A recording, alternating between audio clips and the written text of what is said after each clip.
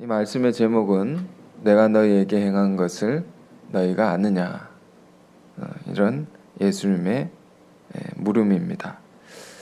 오늘은 여러분 아시다시피 사순절 절기 우리 가고 있는데요. 둘째 주일이죠. 둘째 주일인데 두말할 것도 없이 이 기간에는 우리가 십자가에 대한 묵상을 계속해서 하는 것이죠. 그것의 의미가 도대체 무엇이냐, 여러 말씀을 통해서 우리가 생각해보고 깨닫는 시간을 갖는 것입니다. 우리 각자가 어떠한 형편에 있든지 어떤 모양으로 살아가든지 진실로 중요한 것은 십자가를 우리가 아는 것입니다. 그런 것을 우리가 생각하고 본문의 말씀을 아주 주의 깊게 잘 살펴보기를 원합니다. 본문은 지금 어떤 내용입니까? 12절부터 30절에 이르기까지 11절까지는 예수님께서 예수님의 제자들에게 그들의 발을 씻기시는 참 아름다운 그런 장면이 있었죠. 그 이후에 주시는 말씀이 오늘 본문인 것입니다. 우리가 늘 이 부분을 보지만 당시 그 팔레스타인 지방의 사람들은 샌들을 신고 다녀서 그들의 발은 항상 더러웠습니다.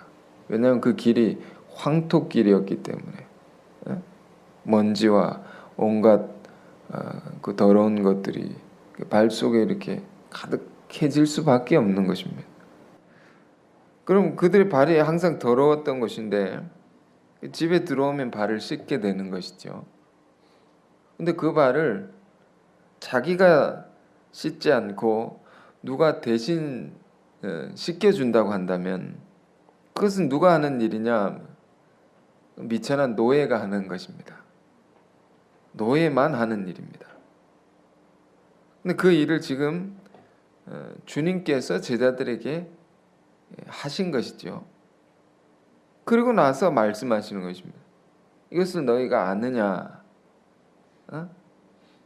내가 너에게 보인 것을, 본을 보인 것에 그 깊은 뜻을 너희가 알겠느냐? 정말로 알겠느냐? 거듭해서 묻는 것입니다. 주께서 행하신 것이 무엇이냐라는 것입니다. 하나님의 아들이 참 종의 형체를 가지셔서 종이 하는 일을 이렇게 하신 것이죠. 그 더러운 일을 대신하신 것이죠. 이걸 통해서 가르치고자 하신 것이 무엇일까 말입니다. 여러분, 이 안에는 크리스찬들이 가지는 권세, 그것을 크리스찬들이 어떻게 드러낼 수 있는가라는 것을 말해주고 있습니다. 우리 믿는 자들이 가지는 권세가 있는 것입니다. 그것은 어떻게 행사되어야 하는 것이냐? 우린 십자가를 묵상할 때 크리스찬들, 그리스도인들을 생각할 때 그들은 힘없이 당하는 모습만 우리가 그런 모습만 생각하기 쉽습니다. 믿는 자들은 그렇죠. 주님의 가르침에 의하면 늘 져주는 것이 이기는 것이고, 늘 누가 뭘 달라고 하면 아낌없이 주어야 하는 것이고, 그게 그리스도인들이다. 누가 해를 입히면 똑같이 보복하지 말고 당하고 있는 것이 그것이 그리스도인들이다. 그것이 주님의 가르침이니까 그리스도인들이라는 것은 참으로 유약한 백성들이다. 힘없는, 약하고, 그러나 그 약함이 가지는 그 부드러움이 가지는 놀라운 권세가 있다라는 것입니다. 이 권세가 있는 것입니다. 이걸 이렇게 드러내는 것이다. 하나님 아들 안에 이 권세가 있는 것입니다.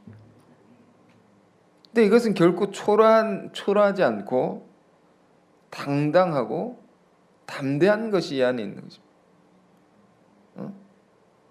이 모습을 우리가 닮아서 살아야 한다라는 것입니다. 우린 제자들의 발을 씻기신 주님의 이 모습 속에 참 감동을 받는 것이죠. 그러나 그것을 넘어서서 큰 영적인 권세를 느끼는 것입니다. 이것이 힘이구나. 믿는 자들 안에. 주님은 우리 이 장면을 볼 때 하나의 제스처가 아니라고 했습니다. 이 순간만 주님께서 제자들이 보이신 것이 아니고 주님 언제나 이런 모습으로 우리 사셨던 것이었죠.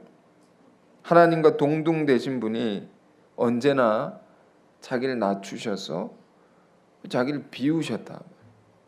자기를 부정했다.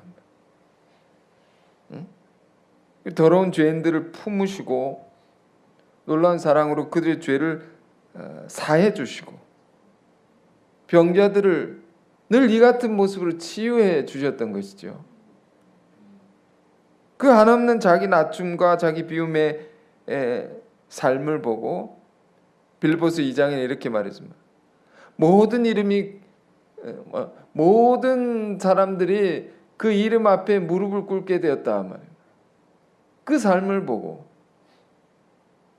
그 권세 그 권세를 생각해 보라. 응? 지금 말씀하신 발을 씻기신 후에 옷을 입으시고 그들에게 이르시되 내가 너에게 행한 것을 너희가 아느냐. 이 말씀을 주는 상황을 우리가 생각해 봅시다.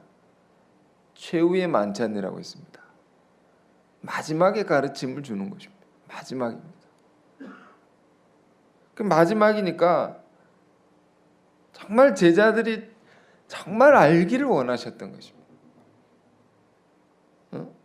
이 마지막 가르침이니까 진정 주님의 길을 따라가는 자들이 모든 이들을 향해서 간곡하고 간절한 주님의 이 소원이 이 안에 있는 것입니다. 내가 너에게 행한 것을 너희가 아느냐. 그러면서 이어서 말씀하시는 것이 13절 보겠습니다. 너희가 나를 선생이라 또는 주라 하니 너희 말이 옳도다. 내가 그렇다.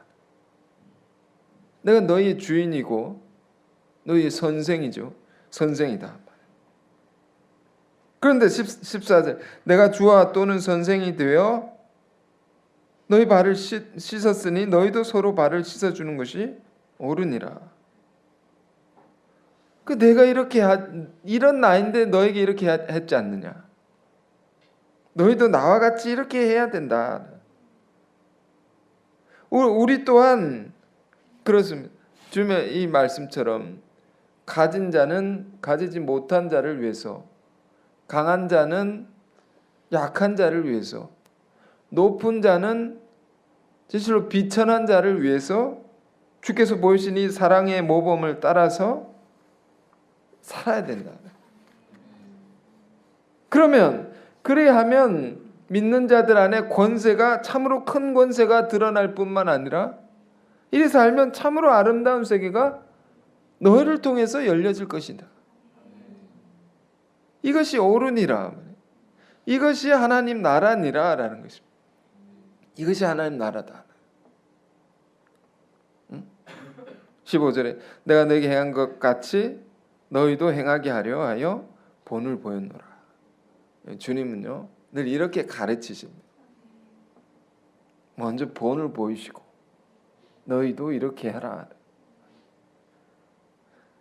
내가 진실로 진실로 너에게 이르노니 종이 주인보다 크지 못하고 보냄을 받은 자가 보낸 자보다 크지 못하나니. 자, 여러분 16절은 뭘 얘기하고 있는 것입니까? 세상의 가치관을 얘기하는 것입니다. 세상의 가치관은 이런 것이다. 그렇지 않느냐. 세상이란 건 뭡니까? 타락한 세상입니다. 타락한 세상 안에 있는 잘못된 질서라는 것은 이와 같은 것이 아니냐. 종은 종이고 주인은 주인이다 하는 거죠. 높은 자는 높은 것이고 낮은 자는 낮은 자일 뿐이다 말입니다. 이것이 세상이다. 이 세상의 나라라는 것입니다. 그러나 주님께서 보이신 것은 이후에 오게 될 새로운 나라라는 것은 그렇지 않다 말입니다. 주님께서 제자들에게 처음으로 보여주시는 것입니다. 우린 참 많이 들었지만 이 순간에서 제자들에게 있어서는 처음 열려지는 세계입니다. 처음 보는 모습인 것입니다.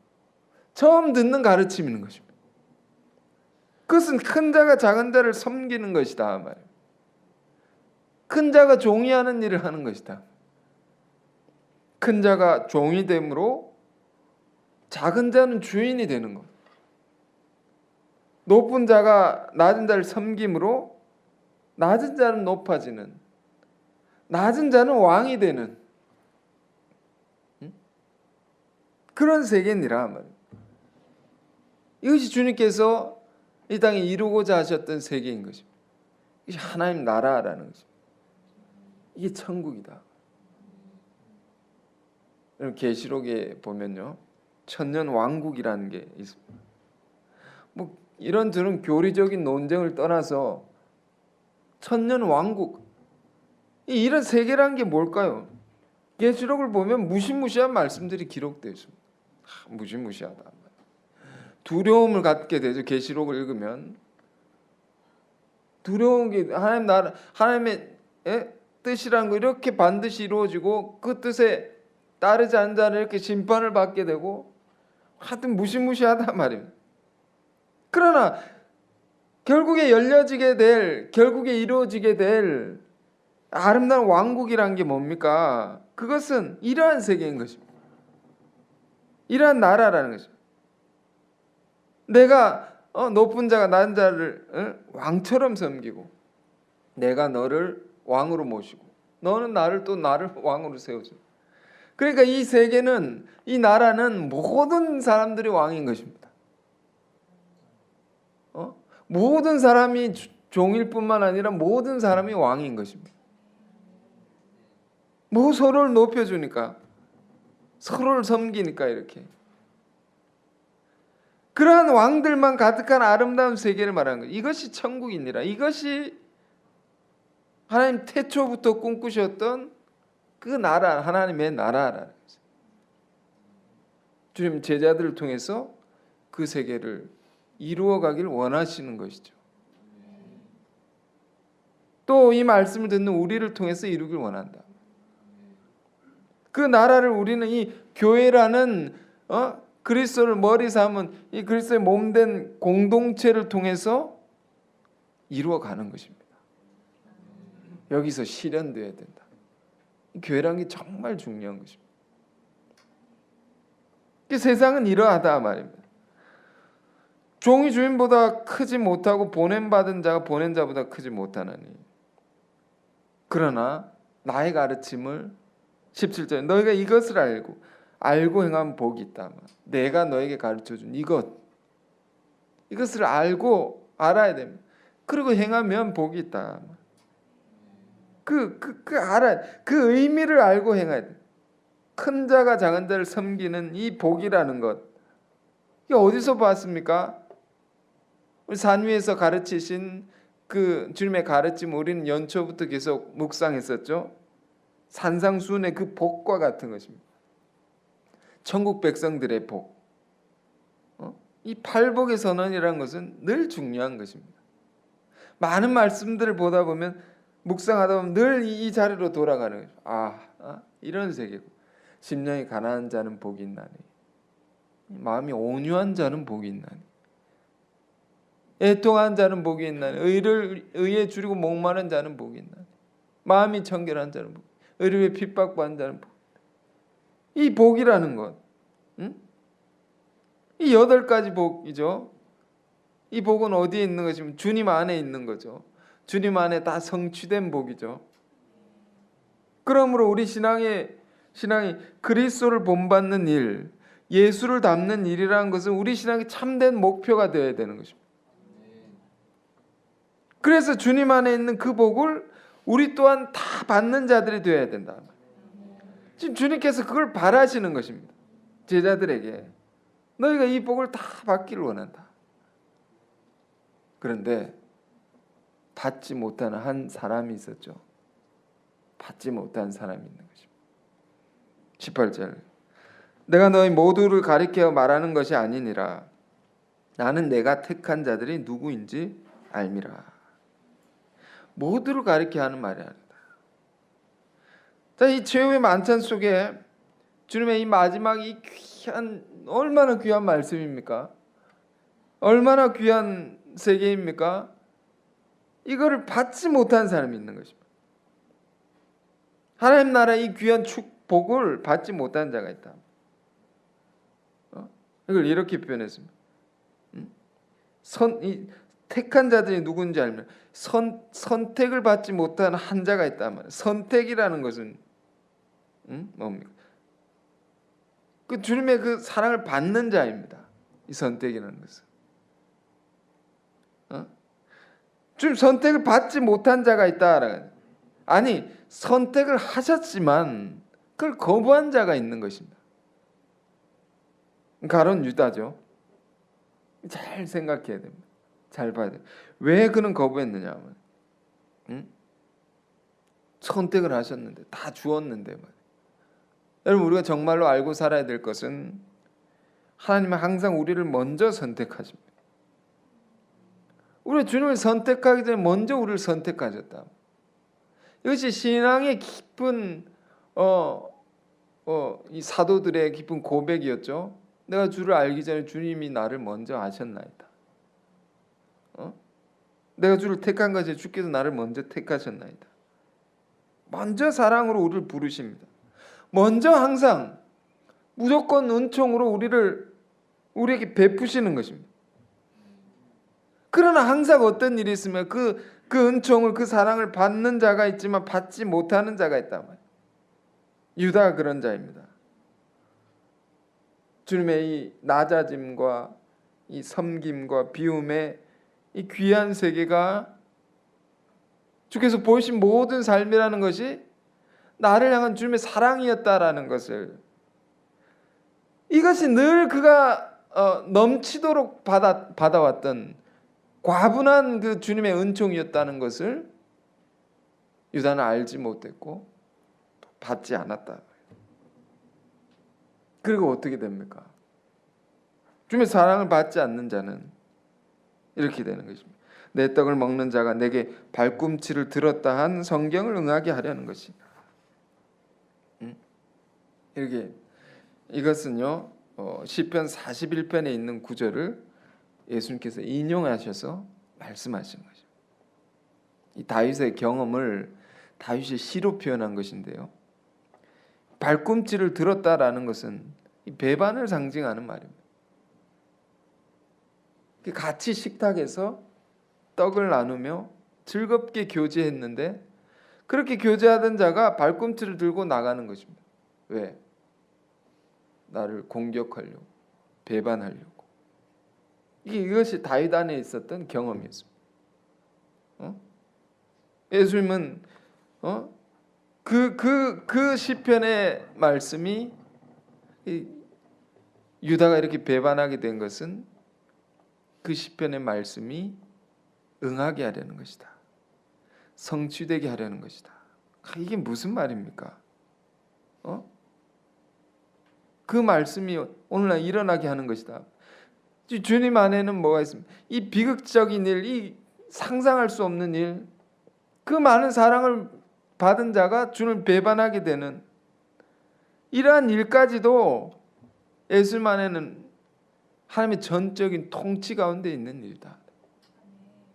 하나님의 주권성, 모든 역사의 주관자는 하나님이시다라는 주님 안에 놀라운 믿음의 세계를 우리가 볼 수 있는 거죠. 응하게 하려는 것이라. 굉장히 깊은 말씀. 그러면서 19절에 말씀하십니다. 지금부터 일이 일어나기 전에 미리 너에게 일러두면 일이 일어날 때 내가 그인 줄 너희가 믿게 하려 함이로라. 일어날 때 너희가 알게 하려고 지금 말한단 말입니다. 지금 이 말 속에는 뭘 볼 수 있습니까? 제자들은요, 아무도 몰랐다 이런 말입니다. 아무도 알지 못했다. 누가 배반할 자인가? 아무도 모른다 말이에요. 이 옛날에 TV 예능 프로그램 중에요, 이런 프로그램이 있었습니다. 엑스맨을 찾아라. 그 누군가의 지령을 받은 한 사람이 그 무리 속에 들어가는 것입니다. 그가 엑스맨이라는, 자신을 숨기고 그 지령을 수행하는 것입니다. 근데 다른 사람들은 그 사람을 찾아내야 되는 게임인 것입니다. 지금 사단의 그 지령을 받은 한 사람이 있는 것입니다. 그걸 찾아내야 되는데 아무도 모르는 상황입니다. 오직 주님만 아시는 거죠. 배반의 끔찍한 일을 행할 자는 누군지 아무도 모른다 말입니다. 이런 일이 교회 안에서도 일어나는 것입니다, 여러분. 오늘날 교회 안에, 교회 안에 교회를 교회를 무너뜨릴 자가 들어와 있는데 아무도 모르는 그런 상황과 같은 것입니다. 거룩한 성령의 공동체 안, 이걸 다 무너뜨리려는 자가 들어와 있다. 아무도 모른다. 그러면서 말씀. 그 주님이 아시는데 주님 끝까지 유다를 바꿔내시려는 것이죠. 몸소 보이시고 가르치시고 끝까지 가르치신 것. 그것이 13장 1절에 사랑하시되 끝까지 사랑하시니라. 이 배반자까지도 이런 말입니다. 그러면서 하시는 말씀이 20절에 내가 진실로 너희에게 이르노니 내가 보낸 자를 영접하는 자는 나를 영접하는 것이요 나를 영접하는 자는 나를 보내신 이를 영접하는 것이니라. 여러분, 이 말씀이 어떻게 다가오십니까? 무슨 말인지 아시겠습니까? 어려운 말입니다. 이 말씀은요, 예수님께서 지금까지 이 순간까지 유다를 바꿔놓으려고 많은 것을 가르치고 보여주셨는데도 끝까지 듣지 않는 유다에게, 끝까지 돌이키지 않는 유다에게 직접적으로 하시는 말씀입니다. 아주 직설적인 것입니다. 이게 나를 영접하는 자는 나를 보내신 이를 영접하는 것이니라. 그러니까 나를 영접하는 자는 하나님을 영접하는 것이다 말이에요. 이 말 속에 거꾸로 보면 어떻게 돼요? 나를 배반하는 자는 하나님을 배반하는 자다. 하나님을 거역하는 자다. 그 유다가 듣고 있으니까 최후의 통첩을 주는 것입니다. 최후의 경고를 주는 것입니다. 네가 나를 받지 않느냐? 그 하나님을 거역하는 것이다. 정신 차려라. 이 말씀 통해서 유다를 바꿔내시려는 거죠. 돌이키려는 거죠. 그런데 말이야, 어떤 일이 벌어집니까? 21절에 예수께서 이 말씀을 하시고 심령이 괴로워 증언하여 이르시되, 괴로워하셨다. 예수님이 내가 진실로 너에게 이르노니 너희 중 하나가 나를 팔리라. 여러분, 20절과 21절의 이 행간에 9절과 9절 사이에 흐르는 깊은 세계가 있는 것입니다. 깊은 세계가 있는 것입니다. 주님 이 말씀하시고 기다렸다는 것입니다. 나를 배반한 자는 하나님 배반한 것이다. 기다렸다면, 그런데 안 바뀌는 것입니다. 얼마나 괴로우셨나 말이에요. 이런 말까지 다 했는데 말이에요. 이렇게까지 경고를 했는데, 최후의 말을 했는데 유다의 마음은 어떤 말씀으로도 열리지가 않는 것입니다. 열리지가 않았다면, 끝까지 주님의 말씀을 받지 않았다라는 말입니다. 그래서 예수님의 입에서 결국에 상상할 수 없는 말이 나오는 것입니다. 너희 중 하나가 나를 팔리라. 이건 상상할 수 없는 말이에요. 이제 끝났다는 것입니다. 유다는 돌이키지 않았단 말이에요. 끝까지. 우리는 어떻게 유다가 이런 자리까지 오게 되었느냐? 우린 지난주에 유다 안에 있는 그 배반의 깊은 동기를 우리는 묵상했었습니다. 그것은 무엇이었습니까? 주님의 사랑을 사랑으로 보지 못하는 그것이죠. 그것을 계산적인 생각으로, 세속적인 가치로, 특히 돈으로 환산해 보려는 그 생각의 문제였단 말이에요. 그 생각 속에 배반의 씨앗이 이렇게 싹이 트는 것입니다. 우리 신앙도 항상 이면에 유의해야 되는 것입니다. 사랑을 보지 못할 때, 사랑을 알지 못할 때, 그러면 오늘 제목이 뭡니까? 너희가 아느냐 말이에요. 주님 물으시는 것입니다. 너희가 정말 알아야 된다라는 것입니다. 왜 이런 질문이 있는 것입니까? 너희가 유다와 같이 되지 않기 위해서는, 너희가 그런 파멸의 길을 가지 않기 위해서는 너희가 정말로 알아야 된다, 이것을. 신문을 보는데요, 굉장히 아름다운 기사 하나가 나왔습니다. 어떤 부부가 있는데 아내가 병에 걸렸습니다. 당뇨병에 걸려가지고 합병증까지 와가지고 시력을 잃게 된 것입니다. 이 남편이 아내를 얼마나 사랑했던지 아내를 위해서 뭘 하냐면 꽃을 심습니다. 꽃을. 집 주변에 땅이 있는데 자기 집 한 1000평 가까이 되는 곳에 꽃을 다 심었습니다. 그 아내가 좋아하는 꽃을. 그 눈을 잃어가지고 절망과 좌절감에 빠져있던 아내에게 눈은 잃었지만 보지는 못하지만 향기로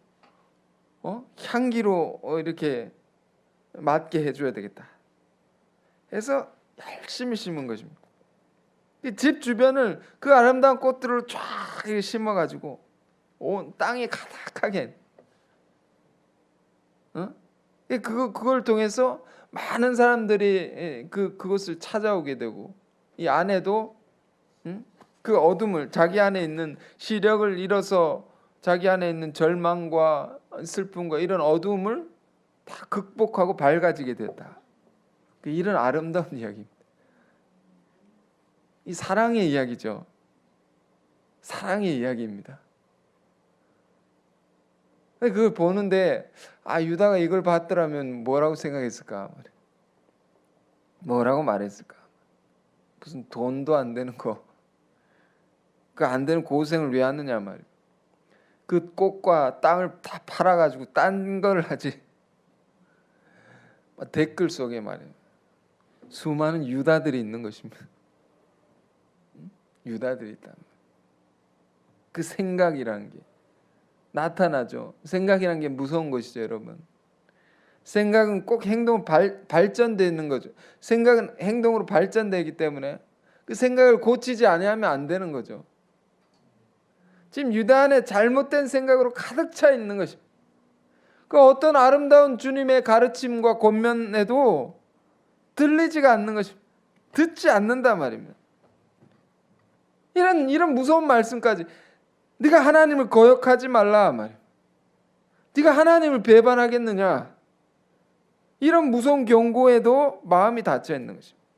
듣지 않는다. 하나님도 거역하는 경지죠.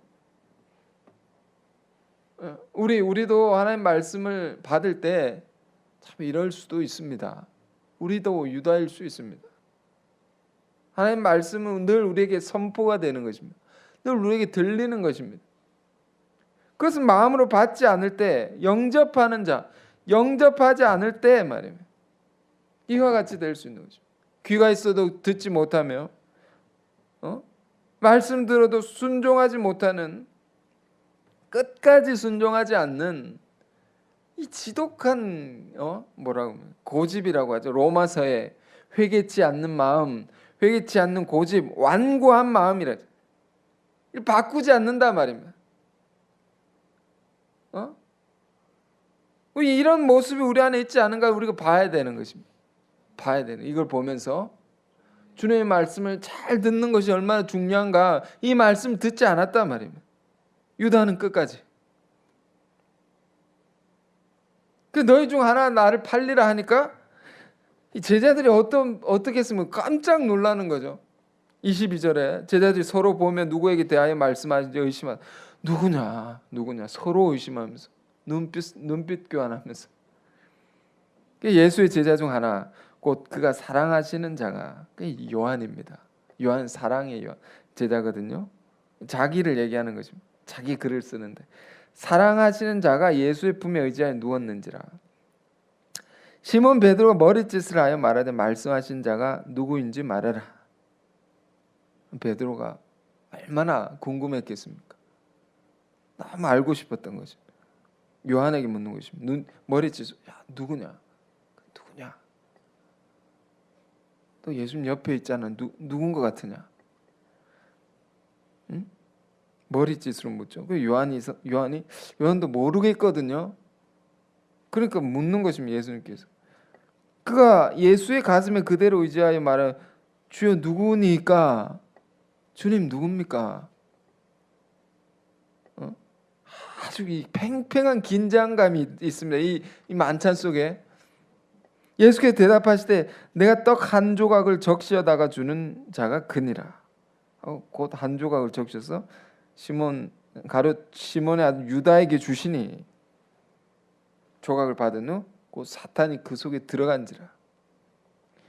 이 예수께서 유다에게 이르시되 네가 하는 일을 속히 하라. 이 보십시오. 이렇게까지 했으면 알아야 되는 거 아닙니까? 이렇게 주는데도 이렇게 주는 자가 그니라. 그리고 네 하는 일을 속히 하라. 왜 이런데도 몰랐을까요? 그토록 무관심했다라는 거죠. 그토록 주님의 사정에 깨어있지 못했다는 거죠. 제자들인데도 주님의 사정을 알려고 하지 않았다면, 사람이요 그렇습니다. 자기가 생각하는 것만 생각하게 돼 있습니다. 인간은 그것만 생각한다. 자기 사정 안에 갇혀 있고. 그 네가 하는 일을 속히 하라 하는 이 말까지도 이 제자들은 일상적인 말로 받아들였습니다. 뒤에 보면 뭐라고 하냐?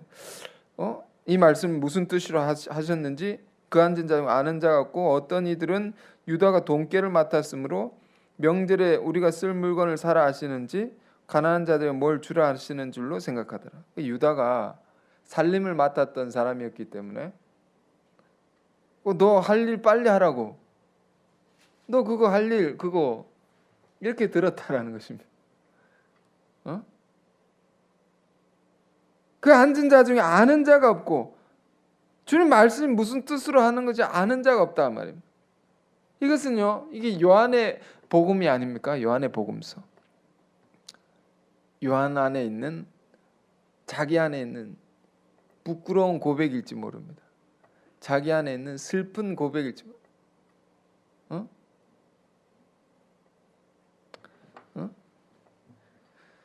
아는 자가 없었다 말이에요. 그 말씀이 무슨 뜻으로 하셨는지 보십시오. 우리가 주님의 말씀의 뜻을 잘 아는 것이 얼마나 중요한 것입니까? 이 순간 제자들이 알았더라면, 이게 무슨 말씀인지 알았더라면 말입니다.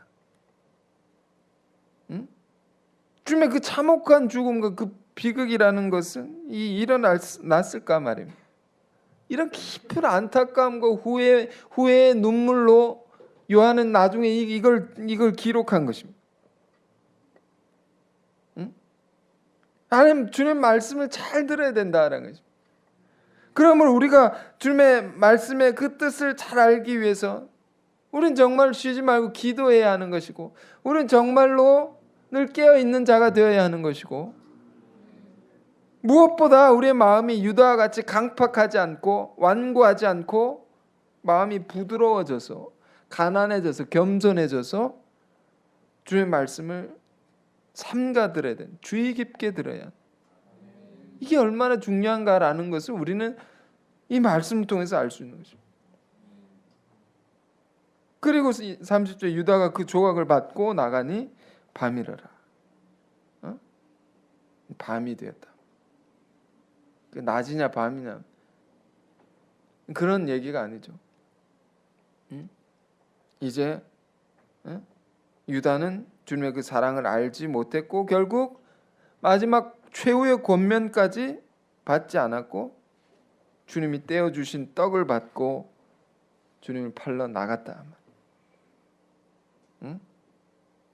오늘 말씀의 제목이 뭡니까? 내가 너에게 행한 것을 너희가 아느냐? 유다는 몰랐다는 거죠. 제자들도 몰랐다는 거죠. 그래서 주님은 그 십자가의 길을 가시게 됐다. 우리 이 장면을 기억하면서 이 말씀을 기억하면서 우리는 정말 주님의 그 사랑을 아는 자가 되길 원합니다.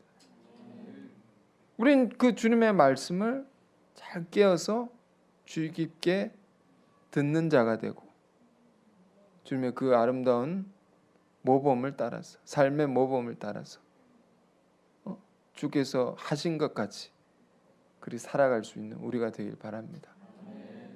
자, 기도하겠습니다. 자비로우신 주님, 큰 자의 낮아지심, 또 하나님 아들이 종의 형체를 가지셔서 또 제자들을 섬기시는 이 아름다운 모습 속에 우리를 향한 주님의 큰 사랑을 우리가 진실로 알게 하여 주옵소서. 유다와 같이 사랑을 알지도 못하고 끝까지 주의 말씀을 받지 않는 자가 되지 않기를 원하옵나이다.